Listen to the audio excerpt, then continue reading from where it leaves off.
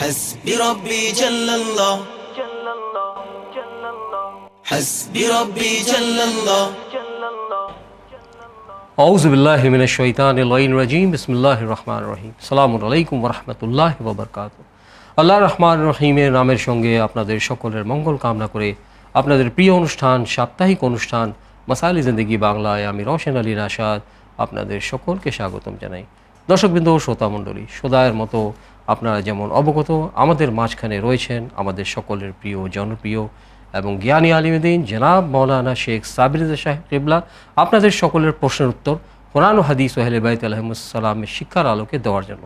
তো প্রিয় দর্শকবৃন্দ, শ্রোতা মণ্ডলী, আসুন বিনা কোনো ভূমিকায় সরাসরি অনুষ্ঠান শুরু করতে চাই।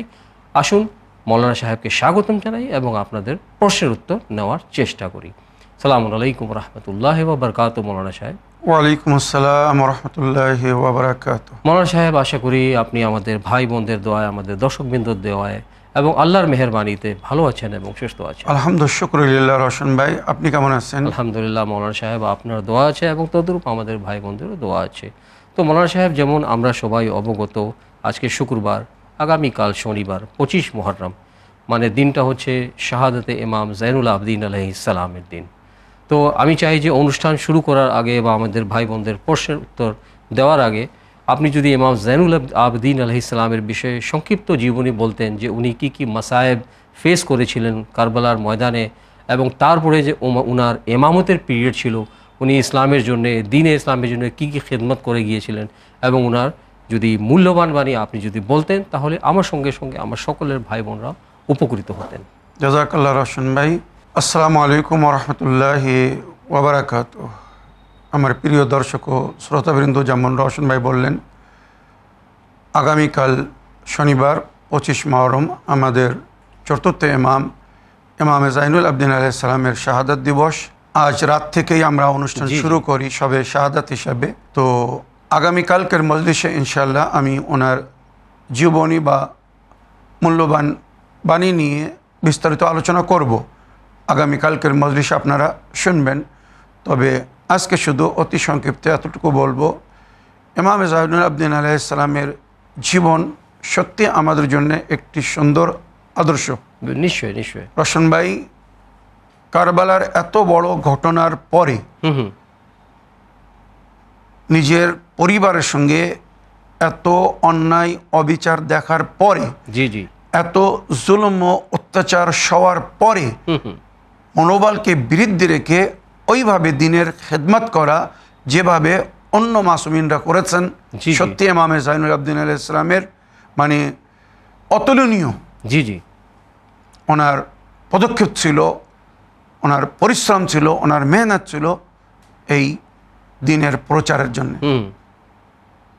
অন্য মাসুমিনরা, নবী বলুন, মাওলা আলী আলাইহিস সালাম বলুন, ইমামে হাসান ও হোসেন আলাইহিস সালাম বলুন, ওনারা প্রকাশ্য রূপে পাবলিককে সম্বোধন করে, অ্যাড্রেস করে যেভাবে দিনের খেদমত করেছিলেন, হেদায়েত দিয়েছিলেন, ইমাম জাইনুল আবদিন আলাইহিস সালাম নীরব থেকে, কেননা কারবালার ঘটনার পরে বানু উমাইয়ার রাজাদের তরফ থেকে, রুলারদের তরফ থেকে প্রতিবান লাগানো হয়েছিল।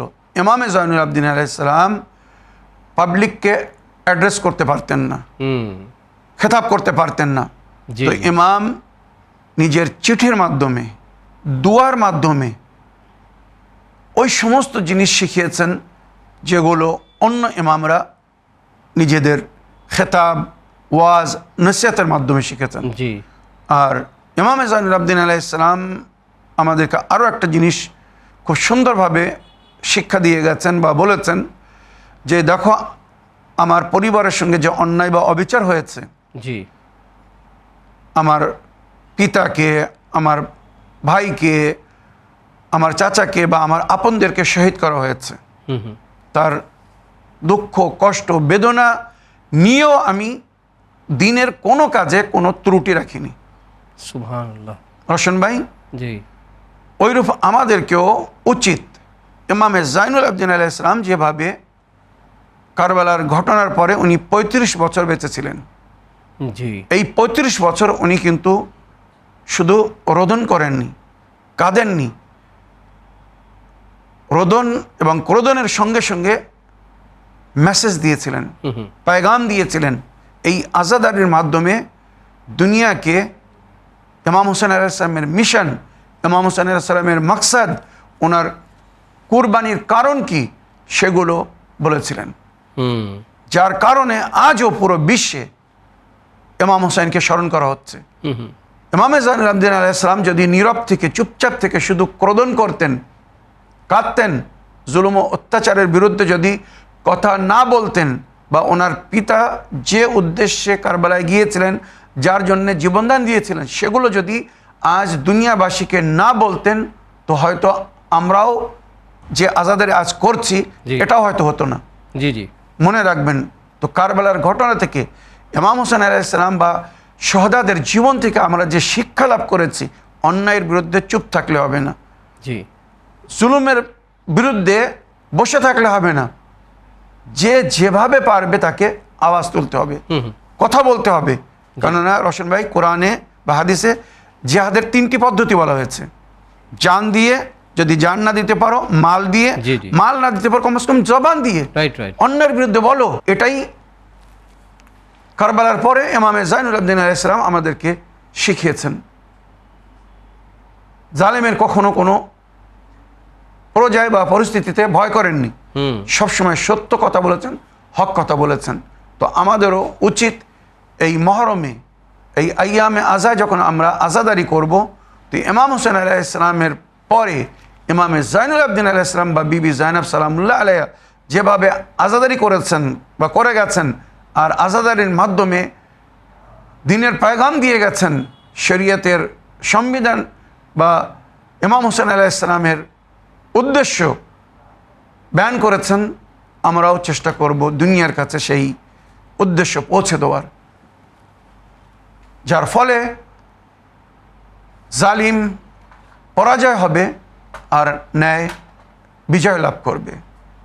এবারে আমি ইমামে জাইনুল আবেদিন আলাইহিস সালামের একটি মূল্যবান বাণী আপনাদেরকে শোনাতে চাই, যার মধ্যে আমাদের জন্য খুব সুন্দর শিক্ষা লুকিত। রোশন ভাই, ইমামে জাইনুল আবেদিন আলাইহিস সালাম বলছেন, কাল আল ইমাম আস-সাজ্জাদ আলাইহিস সালাম, আরবা মান কুন্না ফিহে কামলা ইসলামাহু ওয়া মাহসাদ যুনুবাহু ওয়া লাকিয়া রাব্বাহু ওয়া হুয়া আনহু রাদিন।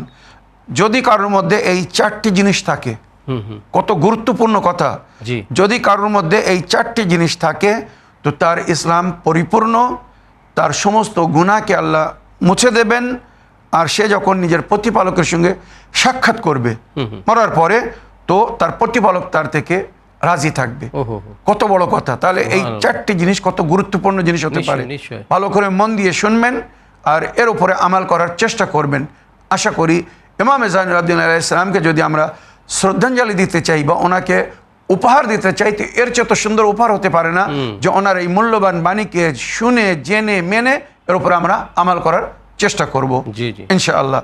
তো 4টি জিনিস কি যদি কারোর মধ্যে থাকে, তো সে এই দুনিয়া থেকে যখন পরলোক গমন করবে, তো তার ইসলাম পরিপূর্ণ, তার গুনাহকে মুছে দেওয়া হবে, আর নিজের প্রতিপালকের সঙ্গে যখন সাক্ষাৎ করবে, তো আল্লাহ তার থেকে রাজিও খুশি হবে।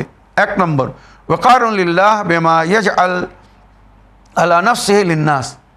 আল্লাহর সম্মানের জন্যে, যেমন আল্লাহ নিজের বান্দাদের সঙ্গে ইনসাফ করেন, সমস্ত হকদারকে তার হক দেন, অধিকার দেন, কারোর সঙ্গে অন্যায় বা অবিচার করেন না। রোশন ভাই, ইমাম জাইনুল আবেদিন সালাম ওটাই আমাদেরকে স্মরণ করে দিচ্ছেন যে আল্লাহর সম্মানের জন্য তোমরা নিজের জন্য যেটা পছন্দ সেটা অন্যের জন্য পছন্দ করো, আর যেটা তোমাদের নিজের জন্য পছন্দ না অন্যের জন্য পছন্দ করো না। কত বড় কথা! মানে পুরো জীবনের সারাংশ করে দিয়েছেন যে যেটা তোমরা নিজের জন্য পছন্দ করবে সেটাই অন্যদের জন্য পছন্দ করো, আর যেটা তোমার নিজের জন্য পছন্দ না অন্যের জন্য পছন্দ করো না। আমরা সবাই যা সেই নিজের মঙ্গল চাই, ভালো চাই, তো ইমাম আমাদেরকে বলছেন অন্যদেরও মঙ্গল কামনা করো, অন্যদের জন্য ভালো চাও, কারোর ক্ষতি করো না, কারোর অমঙ্গল চেও না। ওয়াসাদাকা লিসানুহু মান নাস, আর সবসময় মানুষের সঙ্গে সত্য কথা বলো, সবসময় মানুষের সঙ্গে সত্য কথা বলো। ওয়াল ইস্তিহয়া মিন কুল্লি কাবিহিন ইনদাল্লাহ ওয়া ইনদান নাস। কত সুন্দর কথা! ওই সমস্ত জিনিস থেকে লজ্জাবোধ করো, ওই সমস্ত খারাপ কাজ থেকে দূরে থাকার চেষ্টা করো, যেটা দেখলে বা শুনলে আল্লাহ বা আল্লাহর বান্দারা অসন্তুষ্ট হবে। জি জি, কত বড় কথা। ঠিক। আমরা অনেক অনেক সময় আল্লাহর বান্দাদের খেয়াল করি যে লোক যদি দেখে তো আমাকে নিন্দা করবে, খারাপ বলবে, কিন্তু আল্লাহর ভয় করি না। ইমাম কি বলছেন? ওই সমস্ত কাজ থেকে বিরত থাকো, সেখান থেকে দূরে থাকো, এমন নোংরা বা জঘন্য কাজ করো না, এমন কোনো অন্যায় বা পাপ করো না যেটাকে দেখে বা শুনে বান্দাদের সঙ্গে সঙ্গে আল্লাহ বা আল্লাহর সঙ্গে সঙ্গে বান্দারাও তোমার থেকে অসন্তুষ্ট হবে, নারাজ হবে, কি তোমাকে নিন্দা করবে যে এ কি করলে, তুমি এ কি করছো। মনে রাখবেন, ইমাম জাইনুল আবদিন আলাইহিস সালাম আমাদেরকে একটি সুন্দর শিক্ষা দিচ্ছেন, আর সেটি হচ্ছে শুধু বান্দার ভয় করো না, আল্লাহরও ভয় করো। ইত্তাকু মা'সিয়াল্লাহি ফিল খালওয়াত ফাইনাল হাকিম ওয়া শাহিদ। গোপনে গুনাহ করা থেকে বিরত থাকো। তুমি ভাবছো হয়তো বান্দা দেখছে না, আমার আর ভয় নেই, কিন্তু আল্লাহ তো দেখছে। ইত্তাকু মা'সিয়াল্লাহি ফিল খালওয়াত ফাইনাল হাকিম ওয়া শাহিদ। যে তোমার বিচারক, বিচার করবে কাল পরকালে, সে কিন্তু দেখছে, তার নজর থেকে আড়িয়ে কিছু করার ক্ষমতা নেই। আনতা ফি আইনিল্লাহ ফানদুর মাযা তারা। তুমি সবসময় তোমার প্রতিপালকের দৃষ্টিতে আছো, এবারে ভেবে দেখো তোমাকে কি করতে হবে বা কি করা উচিত। রোশন ভাই, আজ যদি আমাদেরকে কেউ দেখে তো আমরা এমন কোনো কাজ করি না যেগুলো দেখে সে দুঃখিত হবে বা রাগ করবে বা নিন্দা করবে। উদাহরণস্বরূপ বলি, কোথাও যদি সিসি ক্যামেরা লাগানো থাকে তো তার সামনে মানুষ সংযত হয়ে থাকে, বা এমন কোনো কাজ করে না যেটা সে ক্যামেরায় ধরা পড়বে। আল্লাহ আমাদের দুই কাঁধের উপরে 24 আওয়ার্স, 24 ঘন্টা হিডেন ক্যামেরা লাগিয়ে দিয়েছেন, আর দিনের উজালায় তেমনই সুন্দর রেকর্ড করে যেমন রাতের অন্ধকারে রেকর্ড করে। মনে রাখবেন, দিনের উজালায় যেমন সুন্দর রেকর্ড করে, রাতের অন্ধকারেও তারা অত সুন্দর রেকর্ড করে। এই ক্যামেরাকে কেউ ধোঁকা দিতে পারবে না। তাই ইমাম বলছেন, ওই সমস্ত গুনাহ পাপ থেকে বা নোংরা কাজ থেকে নিজেকে বাঁচিয়ে রাখো, যেটা দেখলে আল্লাহ বা তার বান্দারা অসন্তুষ্ট হবে। ওয়া হুসনু খলকি মা আহলিহি। এটাও কিন্তু খুব বড় কথা, সুন্দর কথা। নিজের পরিবারের সঙ্গে সুন্দর ব্যবহার করো। নবীর হাদিস, খায়রুকুম খায়রুন লি আহলি ওয়া আনা খায়রুন লি আহলি। তোমাদের মধ্যে উত্তম সেই ব্যক্তি যে নিজের পরিবারের জন্য উত্তম, আমি আমার পরিবারের জন্য উত্তম। অর্থাৎ নবী বলছেন, তোমরা নিজের পরিবারের সঙ্গে সদ্ব্যবহার করো, ভালো ব্যবহার করো, বউ বাচ্চাদের সঙ্গে ভালো ব্যবহার করো। যদি তোমার বউ বাচ্চার জন্য তুমি উত্তম হও, তাহলে তুমি আল্লাহর নজরেও উত্তম হতে পারবে। আর যদি তোমার পরিবার তোমার থেকে অসন্তুষ্ট হয়, নারাজ হয়, তো আল্লাহ কিন্তু তোমার থেকে রাজি হবে না। তবে এটা বলা হচ্ছে তাদের হক, তাদের অধিকার তাদেরকে দাও, তাদেরকে তাদের হক বা অধিকার থেকে যেন বঞ্চিত করো না। তো আশা করি ইমাম জাইনুল আবদিন সালাম এই যে এত সুন্দর শিক্ষা দিয়েছেন এই ছোট হাদিসের মাধ্যমে আমাদেরকে, যে তোমরা নিজের জন্যে সেটাই পছন্দ করবে যেটা অন্যর জন্য পছন্দ করো, বা নিজের জন্য যেটা অপছন্দ করো সেটা অন্যর জন্য পছন্দ করবে না। সবসময় মানুষের সঙ্গে সত্য কথা বলবে, আর এমন কোনো কাজ করবে না যেটা করলে আল্লাহ তার বান্দার সামনে লজ্জিত হতে হবে। আর তোমার ব্যবহার যেন তোমার পরিবারের সঙ্গে সুন্দর হয়। আশা করি এই মূল্যবান কথাগুলো মনে রাখবেন, এর উপরে আমল করার চেষ্টা করবেন। সুবহানাল্লাহ। প্রিয় দর্শকবৃন্দ, শ্রোতা মণ্ডলী, আসুন সময় হচ্ছে আপনাদের প্রশ্নের উত্তর নেওয়ার। তো সর্বপ্রথম একটি ভয়েস মেল প্লে করতে চাই, দেখি কার কি প্রশ্ন। আসসালামু আলাইকুম, আমি নদিয়া জেলা থেকে রিজিয়া বিবি বলছি। মাশাআল্লাহ জিন্দেগিতে একটা প্রশ্ন রাখছি হুজুর। আমার প্রশ্নটা হলো, সূরা ইব্রাহিমের 18 নম্বর আয়াতটা একটু ব্যাখ্যা করে বলবেন। আপনি ভালো থাকুন, সুস্থ থাকুন, খোদা হাফেজ। ওয়ালাইকুম আসসালাম রাহমাতুল্লাহি ওয়া বারাকাতুহু। এই সুন্দর প্রশ্নের মাধ্যমে অনুষ্ঠান মাসাইলে জিন্দেগি বাংলাকে সহযোগিতা করার জন্য আমি আপনার ধন্যবাদ জানাই। মৌলানা সাহেব, আমাদের নিয়মিত দর্শক জানার ইচ্ছুক যে সূরা ইব্রাহিমের 18 নম্বর আয়াতের সংক্ষিপ্ত ব্যাখ্যা বা অনুবাদ। জাযাকাল্লাহ। ওয়ালাইকুম আসসালাম রহমতুল্লাহি ওয়া বারাকাতুহু। আমার প্রিয় বোন, সূরা ইব্রাহিমের আয়াত নম্বর 18 আল্লাহ রাব্বুল আলামিন জনাবে ইব্রাহিম নবীর উম্মতের জন্য কিছু আদেশ করেছেন বা নিদর্শনা দিয়েছেন। জনাবে ইব্রাহিম নবীর কম বুতপারস্ত ছিল। জনাবে ইব্রাহিম নবী তাদেরকে খুব বুঝিয়েছিলেন যে তোমরা যদি আল্লাহকে অস্বীকার করো, আল্লাহকে না মানো, তো পরকালে তোমাদেরকে জাযা বা সাজা কে দেবে? আল্লাহ দিবে। তো সেই আল্লাহকে যদি না মানো তো তোমাদের নেকির ফল কে দেবে? তো সেই আল্লাহকে আগে মানো। যদি না মানো তো তোমাদের নেকি কোনো কাজে আসবে না। কেন যে তোমাকে জান্নাত বা জাহান্নাম দেবে তোমরা তাকেই অ্যাকসেপ্ট করছো না, তাকেই মানছো না, তো তোমাদের নেকির জাযা তোমরা কোথায় পাবে? রাইট। ওই জিনিস এখানে উল্লেখ হয়েছে। বিসমিল্লাহির রহমানির রহিম। মাসালুল্লাযিনা কাফারু বিরাব্বিহিম, তাদের উদাহরণ যারা কুফর করেছে নিজের প্রতিপালক থেকে, অর্থাৎ নিজের প্রতিপালককে অস্বীকার করেছে, আল্লাহকে অমান্য করেছে। আমালুহুম কারিমাদিন ইশতাদ্দাত বিহির রিহু ফি ইয়াউমিন আসিফিন, তাদের আমালের উদাহরণ দেওয়া হয়েছে সেই মরুভূমির বালি দিয়ে বা ছাই দিয়ে, ঝড় এসে যেটাকে উড়িয়ে নিয়ে যায়। মরুভূমি যখন তুফান আসে, জি জি, ভয়ঙ্কর ঝড় আসে, তো বালি উড়ে নিয়ে চলে যায়। মানে ভয়ঙ্কর, আমরা নিজে চোখে দেখেছি যে কিভাবে ওই ঘূর্ণিঝড় বলে, আমাদের বাংলা ভাষায় ঘূর্ণিঝড় বলে, তো তার সঙ্গে বালিও উড়ে যায়। Right right. এগুলো আমি ইরাকে নিজে দেখেছি। তো আল্লাহ উদাহরণ দিচ্ছে এই সমস্ত অবিশ্বাসীদের পূর্ণি নেকি আমাল যা কিছু করবে হাওয়ার মতো আল্লাহ উড়িয়ে দেবে, কারণ এরা আল্লাহকে মানেনি। লা ইয়াকদিরুনা বিমা কাসাবু আলা শাইইন যালিকা হুয়া দালালুল বাইদ, তারা যা কিছু নেকি কামিয়েছে সেগুলো রক্ষা করতে পারবে না, তাদের কাছে কিছুই থাকবে না। কেননা এরা জেনে শুনে আল্লাহকে অস্বীকার করছে, অমান্য করছে। আর এটা এদের পরিপূর্ণ বা প্রকাশ্য মূর্খতার মধ্যে হওয়ার পরিচয়।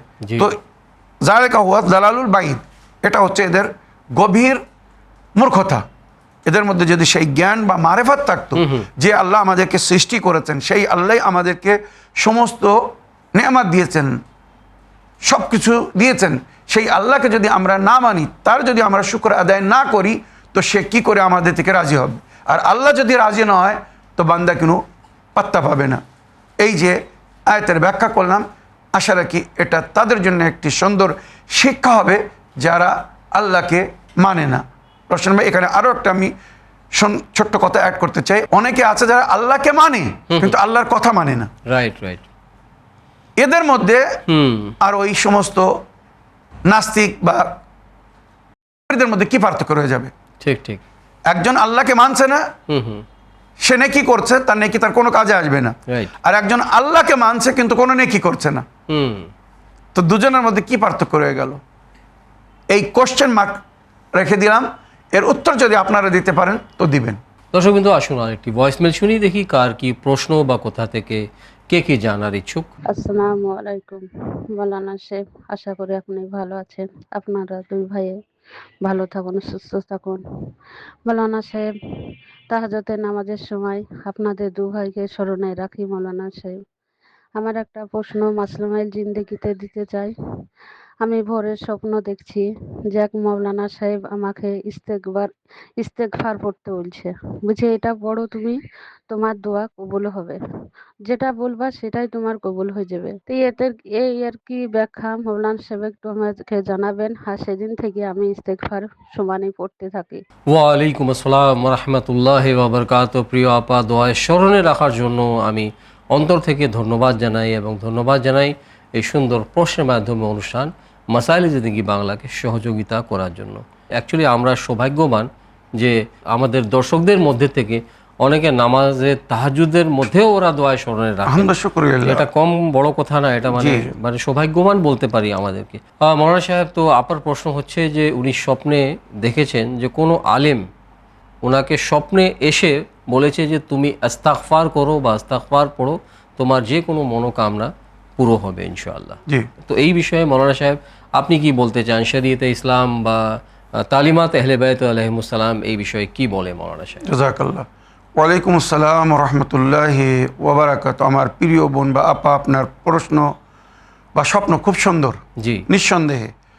কেননা একসময় মাওলা আলী আলাইহিস সালামের কাছে এসে কয়েকজন একই নালিশ করে, আচ্ছা মাওলা আমাদের এলাকার নদী শুকিয়ে গেছে, পানি নেই, ফসল হচ্ছে না, বৃষ্টিপাত হচ্ছে না, কেউ বলছে আমার ঘরে সন্তান হচ্ছে না, মানে বিভিন্ন প্রকারের সমস্যা সবাই বলছে। জি জি। তো মাওলা আলী আলাইহিস সালাম এদের সকলের উত্তরে একটাই কথা বলেছিলেন, ইস্তাগফিরু রাব্বাকুম, তোমরা নিজের প্রতিপালকের কাছে ক্ষমা চাও।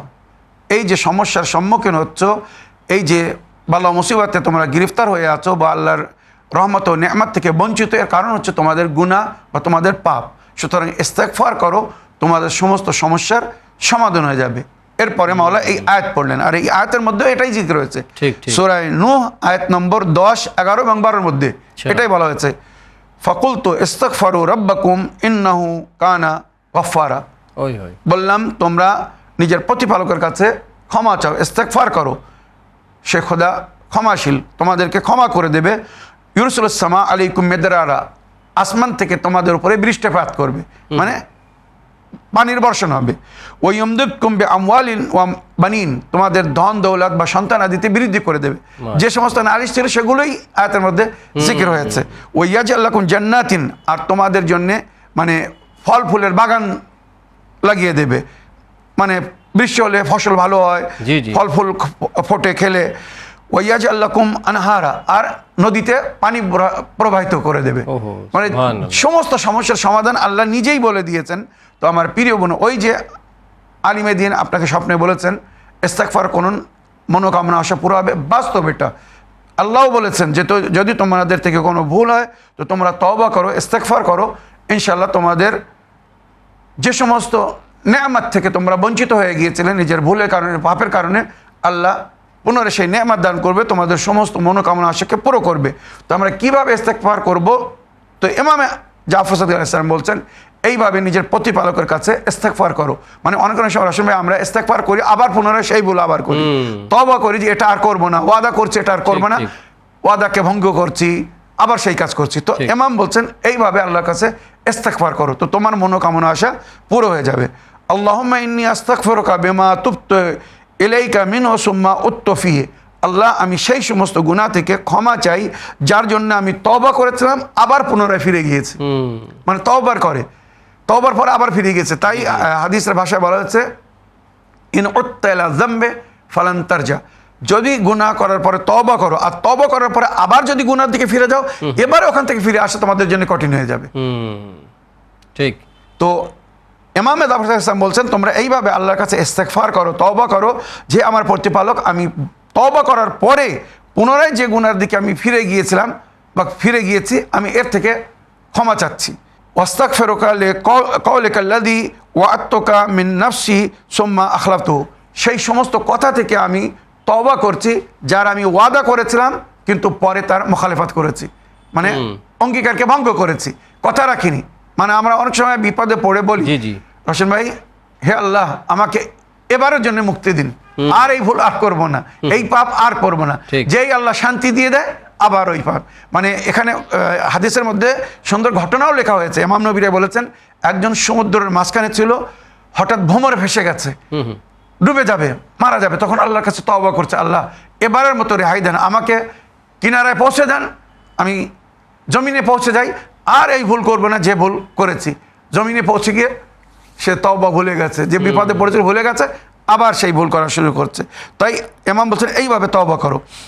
ওয়াস্তাগফিরুকা লিন্নিআমিল্লাতী আনআমতা বিহা আলাইয়া ফাকাওয়াইতু বিহা আলা মাসিক, আর সেই সমস্ত নেয়ামতের জন্য আমি আল্লাহর কাছে ক্ষমা চাচ্ছি যেটা গ্রহণ করে বা খেয়ে শক্তিশালী হয়ে আল্লাহর উপাসনা করা দরকার ছিল, কিন্তু আমি আল্লাহর উপাসনা বা ইবাদত না করে আল্লাহর মাসিয়াত করেছি, মানে আল্লাহর নেয়ামতকে ব্যবহার করে আল্লাহর বিরুদ্ধে গিয়েছি। আমি সেই সমস্ত গুনাহ থেকে ক্ষমা চাই। ওয়াস্তাগফিরুকা ইয়া আলিমাল গায়ব ওয়াশ শাহাদা মিন কুল্লি যামবিন আসাবতুহু ফি সাওয়াদিল লাইলি ওয়া বায়াদিন নাহার, আল্লাহ আমি সেই সমস্ত গুনাহ থেকে ক্ষমা চাই, আপনি সমস্ত গায়েবের খবর রাখেন। আল্লাহ সাক্ষী, ওয়া শাহাদা, আল্লাহ আমাদের উপরে সাক্ষী, সেই সমস্ত গুনাহ থেকে ক্ষমা চাই যেগুলো আমি রাতের অন্ধকারে করেছি বা দিনের বেলা করেছি, আও মালাইন আও খালাইন, সকলের সামনে করেছি, অনেক সময় প্রকাশ্যে, মানে মানুষের সামনে গুনাহ করে, অনেক সময় মানুষের নজর থেকে দূরে থেকে, সিররান আও ইলানিয়াতান, বা আমি গোপনে যদি গুনাহ করে থাকি বা জেনে শুনে প্রকাশ্য রূপে গুনাহ করে থাকি, আমার সমস্ত গুনাহকে ক্ষমা করে দিন। ইয়া হালিম, সহনশীল, মানে আল্লাহ আমাদের উপরে সবসময় সহনশীলতা দেখান, নইলে পাপের যদি সাজা দেয় সঙ্গে সঙ্গে তো আমরা কেউ বেঁচে থাকবো না। ঠিক। একজন ইমামের কাছে এসে বলছে, মাওলা আমাদের দুয়া তাড়াতাড়ি কবুল করেন না কেন আল্লাহ? তো ইমাম তখন বললেন, আল্লাহ তোমাদের পাপের সঙ্গে সঙ্গে সাজা দেয় না কেন? আগে এটা ভাবো, দোয়া কবুল করছে না বলে নালিশ করছো, তো এটাও তো বলো, আল্লাহ তোমাদের পাপের সঙ্গে সঙ্গে যদি সাজা দিত তোমাদের কি অবস্থা হতো? ঠিক। তো এটাও তো তার মেহেরবানি যে পাপের সঙ্গে সঙ্গে সাজা দিচ্ছে না। এবারে শেষে বলছে এই পুরো ইস্তেগফার যেটা পড়লাম এটা যদি পড়তে পারেন অতি উত্তম, যদি না পড়েন তার থেকে আরও ইনশর্ট আস্তাগফিরুল্লাহ আল্লাযী লা ইলাহা ইল্লা হুয়াল হাইয়ুল কাইয়্যুম ওয়া আতুবু ইলাইহি, সাইয়্যিদুল ইস্তেগফার বলা হয়েছে। আস্তাগফিরুল্লাহ আল্লাযী লা ইলাহা ইল্লা হুয়া, আমি সেই আল্লাহর কাছে ক্ষমা চাই যার ছাড়া কোনো মাবুদ নেই, ওয়াল হাইয়ুল কাইয়্যুম, সেই আল্লাহ জীবিত এবং সব সময় সতর্ক হয়ে আছে, আমাদেরকে দেখছেন। ওয়া আতুবু ইলাইহি, তার দিকে আমি ফিরে আসছি, ক্ষমা চাচ্ছি যে ভুল আল্লাহর হুকুমকে অমান্য করে আমি করে ফেলেছি, আমি আল্লাহর দিকে ফিরে আসছি, ওই ভুল আর করব না। দ্বিতীয় ইস্তেগফার, এটাও যদি না করতে পারেন, মনে না থাকে, শেষ ইস্তেগফার হচ্ছে আস্তাগফিরুল্লাহ মিন কুল্লি যামবিন ওয়া আতুবু ইলাইহি। শুধু এতটুকু বলো, আস্তাগফিরুল্লাহ মিন কুল্লি যামবিন ওয়া আতুবু ইলাইহি, যে সমস্ত গুনাহ আমি করেছি সমস্ত গুনাহ থেকে আমি তওবা করছি আর আল্লাহর দরবারে আবার ফিরে আসছি। এই তওবার অর্থ বুঝে তওবা করতে হবে। তওবা মানে কি? একবার যে ভুল থেকে আমি বাইরে এসেছি পুনরায় সেখানে যাব না। জি জি। রোশন ভাই, আমাদের মধ্যে অনেকেই আছে মসজিদে গিয়ে দুই হাত দিয়ে দুই গালে চড় মারে, আল্লাহ আমাকে তওবা আমাকে ক্ষমা করে দিন। প্রতিদিন ওইভাবে চড় মারছে আর প্রতিদিন ভুল করছে। তো এটা আল্লাহর সঙ্গে রহস্য করছে, এটা তওবা না। তওবা মানে কি? একবার যেখান থেকে ফিরে এসেছি আর পুনরায় ওখানে যাব না, এই হচ্ছে তওবা। আল্লাহ আমাদেরকে তৌফিক দান করুন, আমরা যেন হাকিকি তওবা করে আল্লাহর প্রিয় হতে পারি। কারণ আল্লাহ বলেছেন ইন্নাল্লাহ ইউহিব্বুত তাওয়াবিন ওয়া ইউহিব্বুল মুতাতাহহিরিন, আল্লাহ তওবাকারীদেরকে ভালোবাসেন, পছন্দ করেন যারা তওবার মাধ্যমে নিজেকে পাক করেছে বা পবিত্রতা অর্জন করেছে। আল্লাহ পবিত্র বান্দাদেরকে এবং তওবাকারী বান্দাদেরকে ভালোবাসেন বা পছন্দ করেন। আমার প্রিয় বোন, আশা করি আপনার প্রশ্নের উত্তর পেয়েছেন। তো দর্শক কিন্তু আসুন আর একটি ভয়েসমেল শুনি, দেখি কোথা থেকে কে কি জানার ইচ্ছুক বা কার কি প্রশ্ন।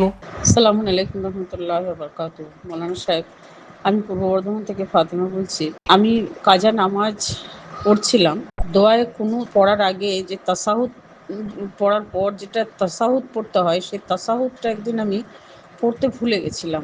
উঠে দাঁড়িয়ে গিয়ে আমার নামাজ কমপ্লিট হয়ে গেছিলো। তা সেই নামাজটা কি আমার ভুল হলো, সেটা একটু বলবেন। আর দোয়ায়ে ফরজ তো দুটি, একটি বড় একটা ছোট। তা আমি যে দোয়ায়ে ফরজ ছোটটা আল্লাহুম্মা কুল্লি ওয়ালিয়াকাল হুজ্জাত ইবনুল হাসান, ছোটটা যেটা, সেটা আমি মোনাজাতে পড়ি। তো সেটি কি আমি সঠিক করি?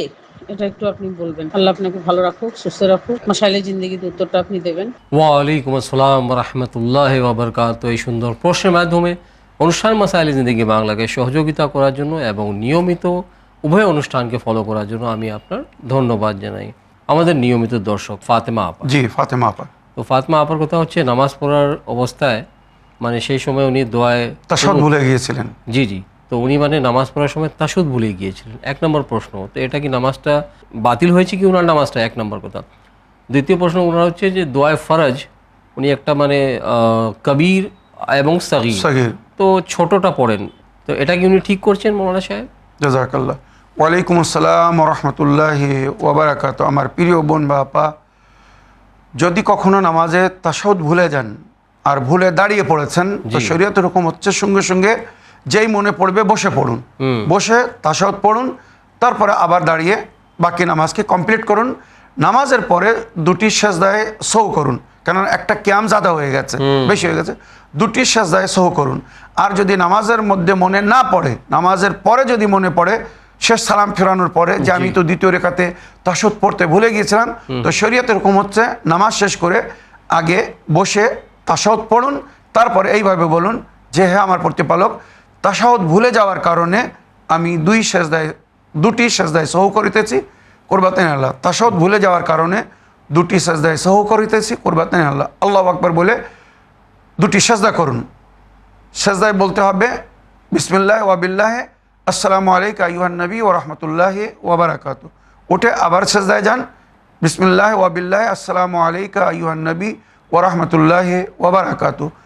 উঠে তাশাহুদ সালাম পড়ে নামাজকে শেষ করুন, আপনার নামাজ ঠিক হয়ে যাবে। এবারে যেটা আপনি বললেন, আপনি ভুলে গিয়েছিলেন, মনে পড়েছিল, কিন্তু আপনি পুনরায় হয়তো ফিরে তাশাহুদ পড়েননি, এবারে ওই নামাজের কি হবে? তো শরীয়ত বলছে যখন আপনি ভুলে গিয়েছিলেন আর সেটা স্মরণে এসে গিয়েছিল, তো ওই নামাজ আপনাকে পুনরায় পড়তে হবে।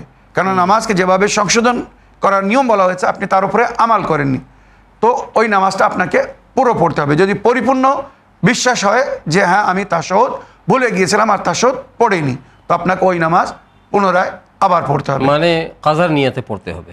না না, আচ্ছা, সেই সময় যদি মানে পুরো নামাজ পড়ার পরে যদি মনে পড়ে, আর উনি এবং দুদিন পরে যদি মনে পড়ে, না, দুদিন পরে যদি মনে পড়ে তাহলে কাজা করতে হবে। জি জি জি। আর যদি সেই সময় মনে পড়ে তাহলে পুনরায় আবার নামাজ পড়তে হবে, জি জি, নামাজের পরে আর কি। ঠিক ঠিক। আর আপনার দ্বিতীয় প্রশ্ন ছিল দুআয়ে ফরজে সগীর, আমরা যেটাকে দুআয়ে সালামতি ইমামে জামান বলি। জি জি জি। আল্লাহুম্মা কুল্লি ওয়ালিয়িকাল হুজ্জাত ইবনুল হাসান সালাওয়াতুকা আলাইহি ওয়া আলা আবাইহি ফি হাযিহি الساعة وفي كل الساعة وليا وحافظا وقاعدا وناصرا ودليلا وعينا حتى تسكنه أرضك طوعا وتمتعه فيها طويلا। এটা পড়া অতি উত্তম। প্রতি নামাজে যদি আমরা পড়তে পারি, তো প্রতি নামাজে পড়তে বলা হয়েছে, কেননা আমরা যুগের ইমামের সালামতের জন্য আল্লাহর কাছে দোয়া করছি, ওইরূপ ইমামে জামানা আমাদের জন্য আল্লাহর কাছে জি জি দোয়া করেন জি জি। যে হে আমার প্রতিপালক, এই আমার চাহনেওয়ালা বা চাহনেওয়ালি আমার জন্য দোয়া করছে, আল্লাহ আমি এর জন্য আপনার কাছে দোয়া করছি, এর মনোকামনা আশাকে পূরণ করে দিন, এর জীবনে সুখ শান্তি দান করুন। আমাদের দোয়া হয়তো কবুল নাও হতে পারে, কিন্তু ইমামের দোয়া আল্লাহ রদ করবেন ঠিক না। ঠিক। আশা করি আপনার প্রশ্নের আপনি উত্তর পেয়েছেন। মৌলানা সাহেব, সম্পর্কিত প্রশ্ন, অ্যাকচুয়ালি এটাকে দোয়ায়ে ফরজ তো বলে না, কারণ দোয়ায়ে ফরজটা হচ্ছে এলাহি আজমাল বালা ওয়া বারিহাল খাফা। ইয়েস, ওটাকে দোয়ায়ে রাদ্দে বালা বলে, প্লাস দোয়ায়ে ফরজ বলে। এছাড়া বিশেষ একটি দোয়া আছে যার নাম হচ্ছে দোয়ায়ে ফরজ, ওই দোয়াটা কিন্তু কেউ পড়ে না। মাওলা আলী আলাইহিস সালাম বলেছেন যে এই দোয়ায়ে ফরজ যদি কেউ পড়ে তো আল্লাহ তার সমস্ত সমস্যার সমাধান করে দেবেন, তার মুশকিলকে আসান করে দেবেন। আমি গত কিছুদিন আগে আমার এক এপিসোডে আমি ওই পুরো দোয়া পড়ে তার ব্যাখ্যা করে শুনিয়েছি, মানে ইসলামের বাংলায়, যেটাকে আসল দোয়ায়ে ফরজ বলা হয়েছে।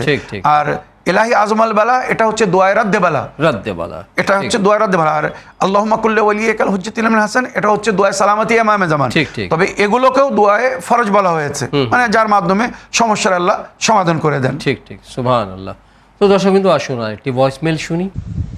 সালামুন আলাইকুম প্রিয় সাবির ভাইজান ও রোশন ভাইজান, দুই ভাই সালাম রইল।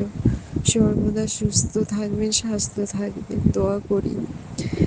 আমি একটা বিষয়ে জানতে চাচ্ছি যে পৃথিবীতে কত মা বোনেরা নিজের সন্তানদেরকে হত্যা করেছে, তারা ওই পাপ সম্পর্কে জানতো না যে মরণের পরে বাচ্চারা নাকি মাকে বাপকে জান্নাতে যেতে দেবে না। এটা কি সত্যি?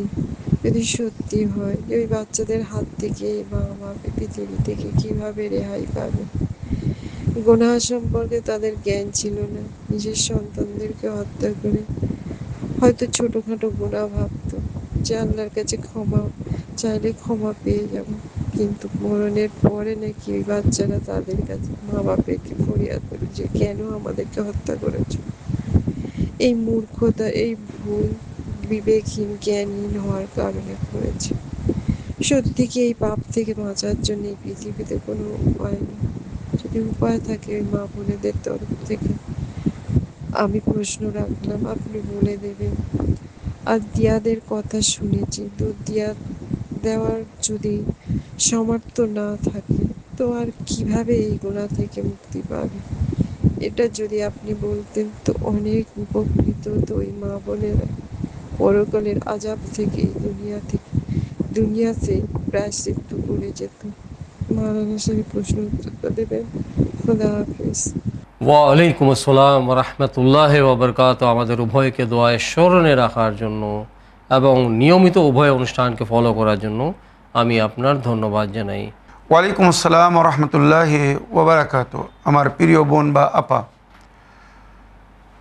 রওয়ায়াতের মধ্যে যেটা উল্লেখ হয়েছে, যে সমস্ত শিশুরা বাল্যকালে মারা যায় এরা জান্নাতের দরজার সামনে দাঁড়িয়ে থাকবে আর অপেক্ষা করবে নিজের মাতা পিতার, আর তারা বলবে, মানে আল্লাহর তরফ থেকে তাদেরকে বলা হবে তোমরা জান্নাতে প্রবেশ করো, কিন্তু এরা বলবে আমরা ততক্ষণ জান্নাতে প্রবেশ করব না যতক্ষণ আমাদের মাতা পিতা না এসে যাচ্ছেন। যে সমস্ত বাচ্চারা বাল্যকালে মারা যায়, মনে রাখবেন এই শিশু মাসুম বাচ্চারা এরা নিজের মাতা পিতাকে না নিয়ে জান্নাতে যাবে না। ওইরূপ এর বিপরীত উল্টো যে সমস্ত মাতা পিতারা বা মা যদি নিজের গর্ভে সন্তানকে হত্যা করে, জি, জি। তো ওই সন্তানরা ওইরূপ দাঁড়িয়ে থাকবে আর নিজের মাতা পিতার বিরুদ্ধে ফরিয়াদ করবে যদি উভয় মিলে তাদেরকে হত্যা করে থাকে, ঠিক, ঠিক। যেগুলো আজকাল হচ্ছে, অপারেশন করানো হয়। ওই বাচ্চাকে যদি মারা হয় তো রওয়ায়াত বলছে এরা আল্লাহর কাছে ফরিয়াদ করবে আর আল্লাহ ওদের তরফ থেকে ওখানে মাতা পিতার কাছে প্রশ্ন করবে, ওয়াইদাল মাউদাতু সুইলাত বিআইয়ি যামমিন কুতিলাত।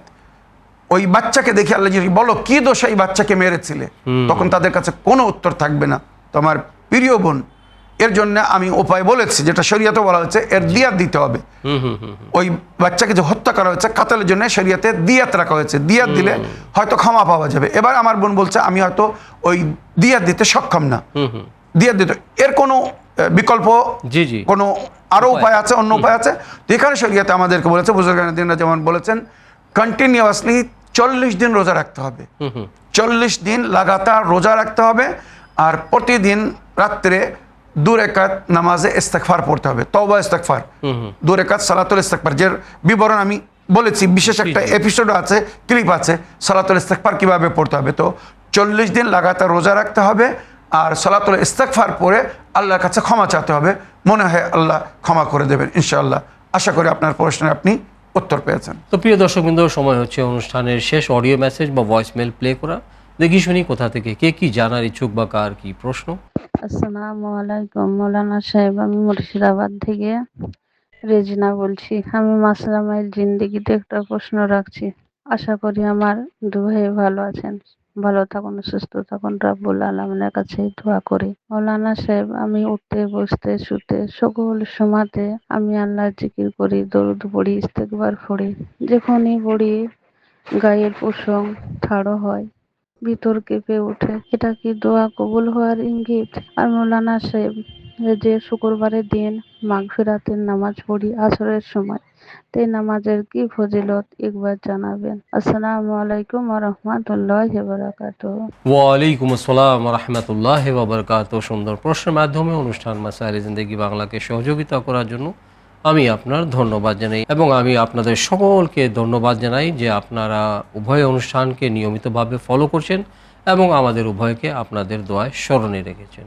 ওয়ালাইকুম আসসালাম ওয়া রাহমাতুল্লাহি ওয়া বারাকাতুহু। আমার প্রিয় বোন বা আপা, আল্লাহর জিকির করার সময়, তওবা ইস্তেগফার করার সময় যদি আন্তরিকতার সৃষ্টি হয়, মানুষ ভয়ভীত হয়, অনেক অনেক সময় এর কারণে শরীরের লোম বা পশম শিউরে ওঠে।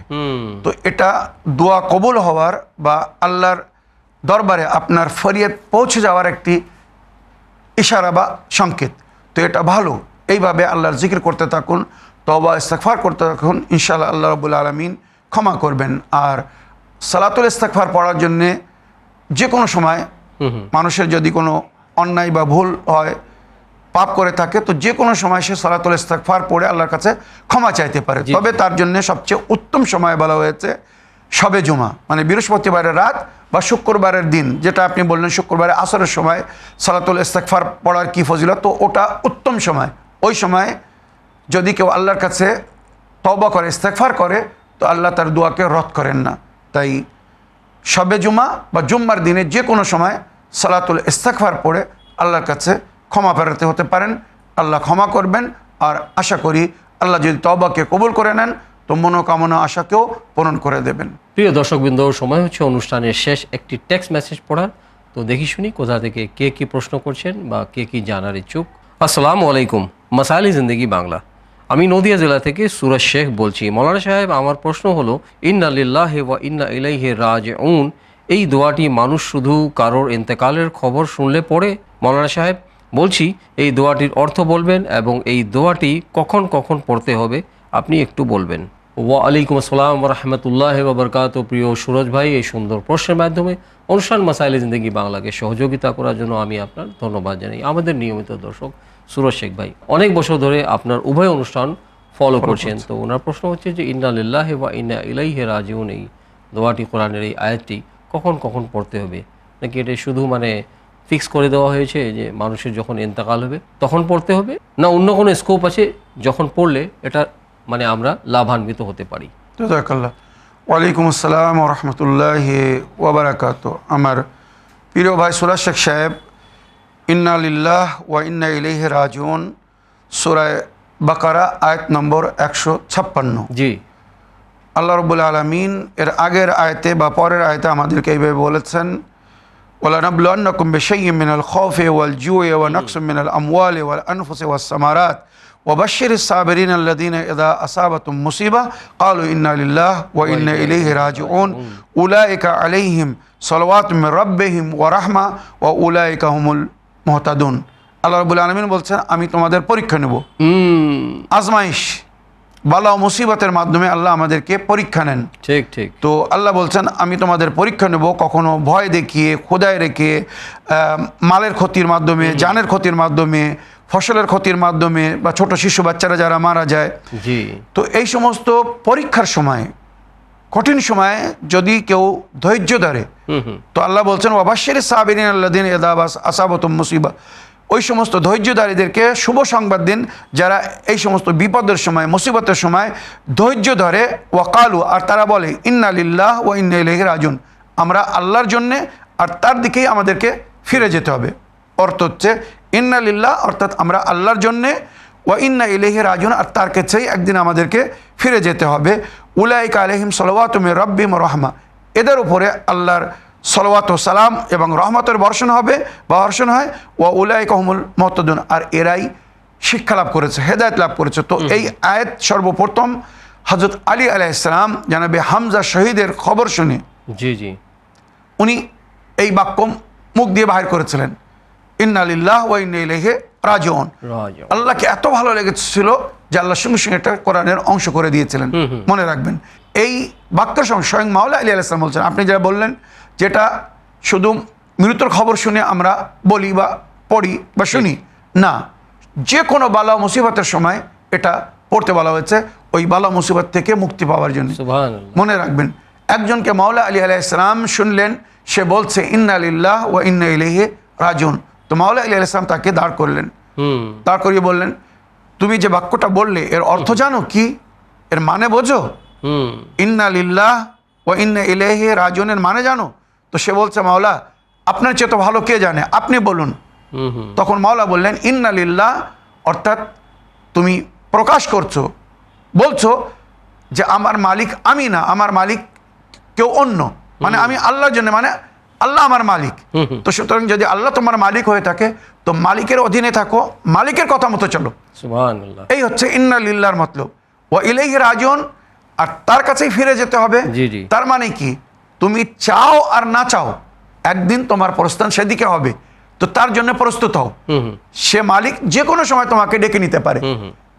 এটাও একটা সুন্দর কিন্তু সংকেত যে মওতের জন্য সবসময় প্রস্তুত থাকো।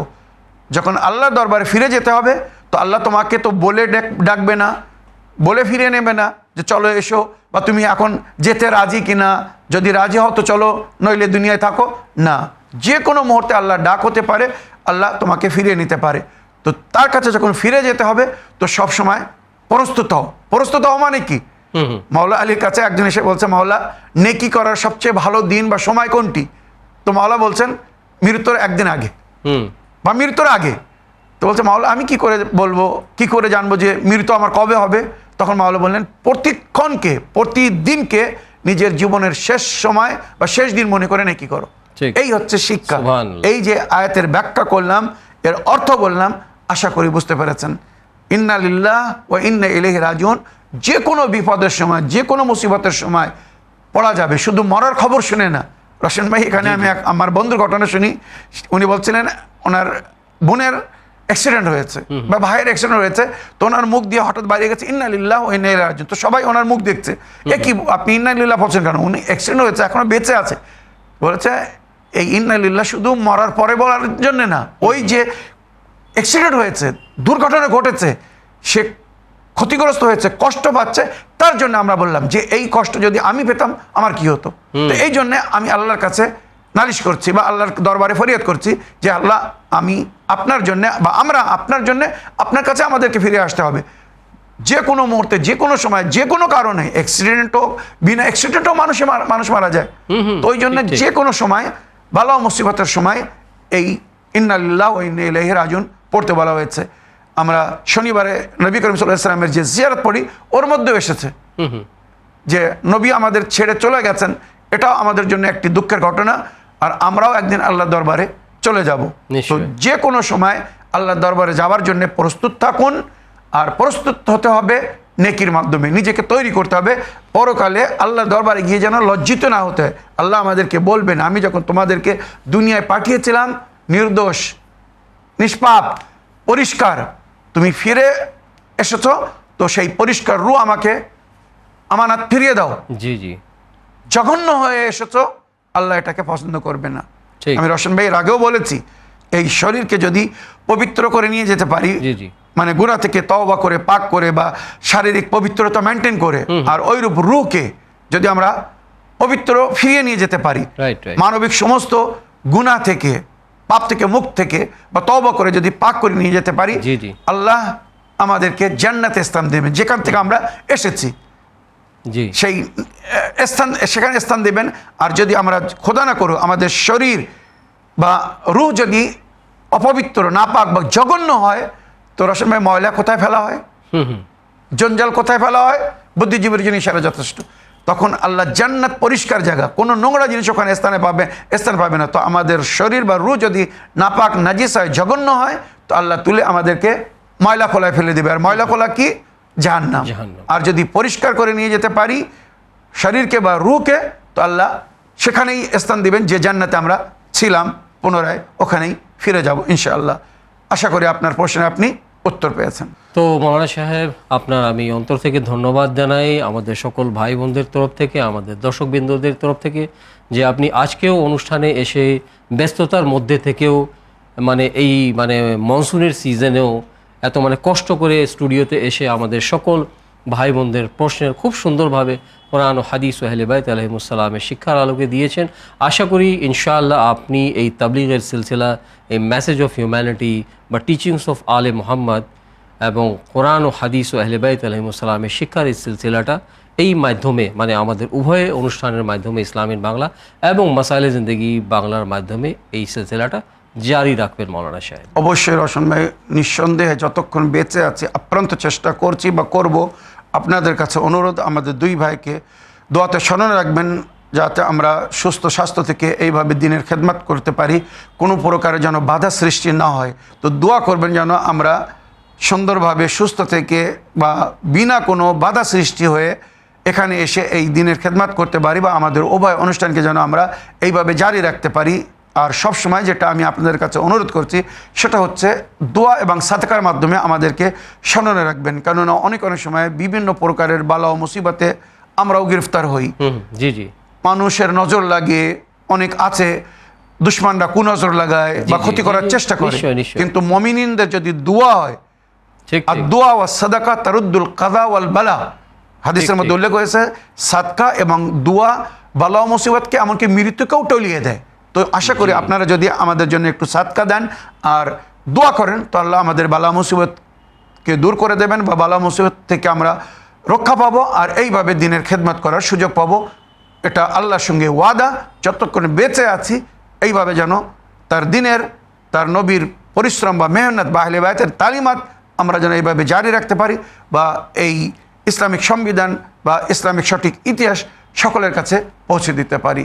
তো প্রিয় দর্শকবৃন্দ, শ্রোতামণ্ডলী, যেমন মৌলানা সাহেব বললেন, আমিও আপনাদের সকলকে বলতে চাই যে দোয়ায় স্মরণে রাখবেন এবং আপনাদের চিঠির মাধ্যমে উভয় অনুষ্ঠানকে সহযোগিতা করতে থাকবেন। তো এই বলে আজকের অনুষ্ঠান শেষ করার জন্য আপনাদের সকলের কাছে অনুমতি চাই। ইনশাআল্লাহ আশা করি আগামী অনুষ্ঠানে আপনাদের সকলের সঙ্গে আবার সাক্ষাৎ হবে, আবার দেখা হবে নতুন নতুন প্রশ্ন নিয়ে। দৈনিক জীবনের মাসলা মাসাইলের উত্তর জানার জন্য দেখতে থাকুন ইসলামিক বাংলা এবং আপনাদের শুক্রবারের অনুষ্ঠান মাসাইলে জিন্দেগি বাংলা। শুকরিয়া ও ধন্যবাদ। সালামুন আলাইকুম ওয়া রাহমাতুল্লাহি ওয়া বারাকাতুহু।